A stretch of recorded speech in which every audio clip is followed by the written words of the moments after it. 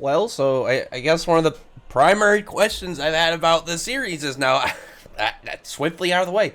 So, an aspect that I've been wondering about, and I've seen some other people just kind of discussing it, it's like, what is the catalyst, or at least reason, that Velu would end up going being a hunter instead of staying with the Hamlet? Because was it the end of the first chapter? I think it was. I can't remember if it was the end of the first chapter or like partway in the second, when when Grimm is like talking about like taking, obviously having him go be a hunter, like going to do all that stuff, and he wanted to stay in the Hamlet. So I was like, well, the reason going to be that he ends up going? Because the series isn't called like werewolf hunting; it's called Red or Hunters Guild Red Hood. So obviously the Hunters Guild is going to be the primary focus of the like overarching plot, people in the Hunters Guild and all that stuff. So I was like, well, where's it gonna have to go in order for that point to eventually be achieved? And like we had the first chapter, because it's when it comes to series, chapter ones are generally this similar. I don't want to say the same thing, but they have like a lot of similar aspects with shonens. Like especially shown like chapter one bad guys usually are pretty much like their role is literally to exist to be the first opponent that is defeated, usually for like display of like main character powers and stuff. Obviously Velu doesn't have any powers. Like the only thing we have so far is the metal that's used, wolfnium, I think is how it's pronounced. It's essentially got the same properties as silver, but it is more like it's denser, it's heavier and stuff, so it's what they use instead of silver, which makes sense because they explain that silver isn't like it's not hard enough to pierce the werewolves in as any serious manner, because obviously these are much more than regular werewolves. I mean, even look at the one in this chapter at the very end. This dude's gotta be like 150 to 200 feet tall. It might just be one of those panels where he looks bigger, but either way, I mean, even if you went off of that, like he's huge just based off of the witch lady standing next to him. And as well as that, like I'm glad that we got to see a witch early, because the werewolves have been like the main focus, but it could just be primarily at the feel right now that's because they were dealing with werewolves, and maybe that's what it'll be like. Oh yeah, we'll talk more about whatever the monster is that they're hunting and kind of like primarily dealing with, which would make sense. And that way, like the next time you saw one, we would already have like set information and stuff. But going into this chapter, really, it was weird because like everything, like the chapter 2 and 3 felt like they could easily have been part of chapter 1, and this chapter as like to a degree as well. But it's the end. It's because of the end of this bit, because like the second two werewolves really were just kind of like giving us a little bit of information as well around the other aspects of this. And one thing I like about this actually is like it's very clear for somebody who's read a lot of older shonen, read or seen a lot of older shonen, that the pacing is way different. And I mentioned, well, I haven't mentioned yet, but it's like I mentioned on my channel, Build King was a series that I really liked. Unfortunately, it didn't make it, and I think a lot of people, as well as myself, think like the pacing to it was one of the things that was a bit, that probably hurt it, because like the newer shonens are way faster paced. They gotta catch people way early, whereas like trying it with the older style. And so, like, I think people just a little bit more impatient now, and you have to be able to hook someone way earlier. Whereas Red Hood seems to be kind of like an in-between.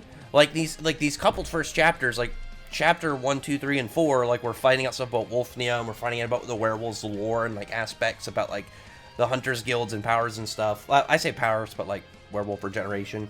But you essentially know what I mean, where it's like exposition, letting you know like the basics of the world before you start getting into like different territories, different lands, different creatures and people and stuff.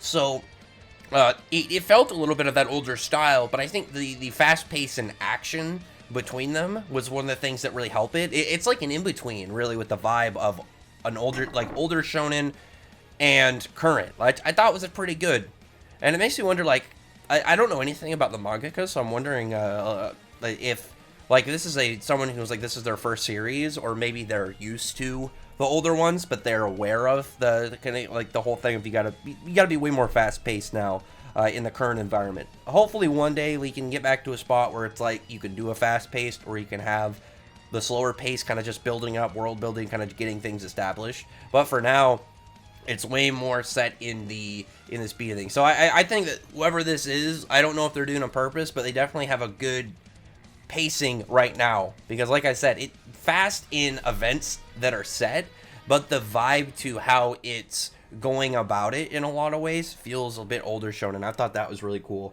But in this chapter, we're seeing them just kind of do their thing. They're fighting this big werewolf, and we find about like general stuff like wolfnium. They're saying how like regular guns couldn't, like, you have to have more gunpowder to shoot these because the bullets are heavier and whatnot. They take more power in order to fire.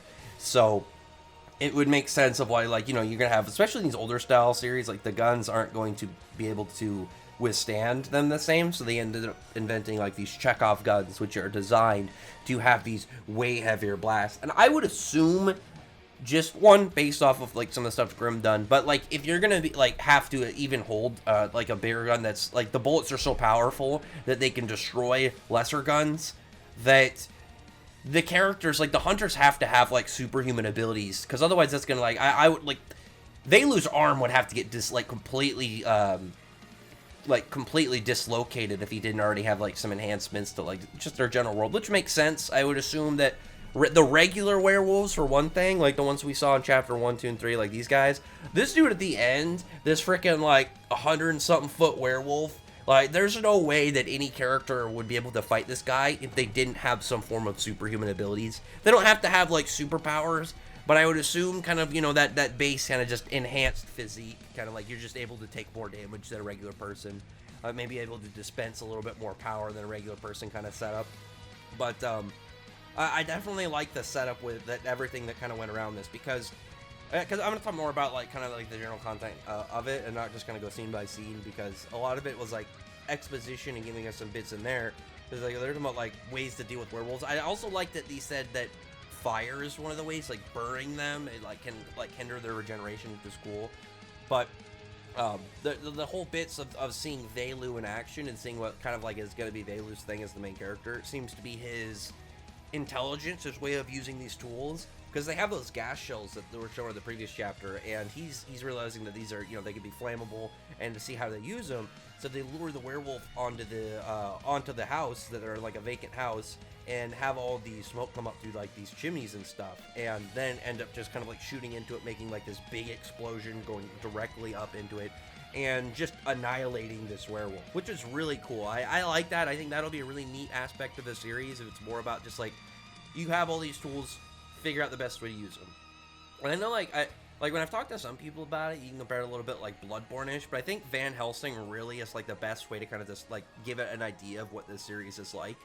Like, it's really neat, and I enjoy like the more superpowered shonen series and stuff, but I also really like stuff like this, like where it feels like this is a world that is, it's way more grounded while still having a very set kind of like fantasy and sway to it, so it doesn't feel as like plain as it's like, oh, if he's just shooting guns at like, you know, pretty much wolves on like 2 legs or something. This is definitely like a mix of that grounding, but still having a intense amount of fantasy into it. I feel like this like giant werewolf at the end is literally just the best example I can set of it, because at the start I was like, well, okay, werewolves and stuff, and then we saw that weird one in the first chapter, and then we saw the other two. This is the one that says like, yeah, it's not just going to be like slightly bigger regeneration werewolves. There's definitely an extra layer to it. And the stuff at the end about how like just seemingly good, like, oh yeah, everyone survived, things were great, and then at the very end it's like, oh, and then I'll never forget what happened because all the lives were lost and everything was burnt down. That was the day I became a hunter. And then like you have this witch there with the werewolf. So I'm guessing the next chapter is just going to be like chaos and mayhem and just complete like them getting ravaged. So good chapter. Like I said, I didn't want to talk nearly as much about just like the step-by-steps, because this chapter was way more in just getting everything kind of wrapped up with the first 4 chapters. And the next chapter should be really interesting just in where the direction of things are going to go. It reminds actually a little bit about Golem Hearts. That was unfortunately another one I axed, but it was like that a little bit at the beginning, where like the main character was much younger, and then a couple chapters in it was like a time skip. I don't know how far time skip Velu's gonna get, but I mean in the same way that it's just like kind of like skipping into the full setting, whereas like this is kind of like the prelude. Whereas this almost would feel like a prelude, like a prelude, like mini bit going into it. But anyway, other than that, though, comment below. Thumbs up the video, befriend the like button, subscribe button, and tell me your thoughts about the series and stuff. And check out my other videos on that. Appreciate you always subscribe. And thank you all for listening. Bye.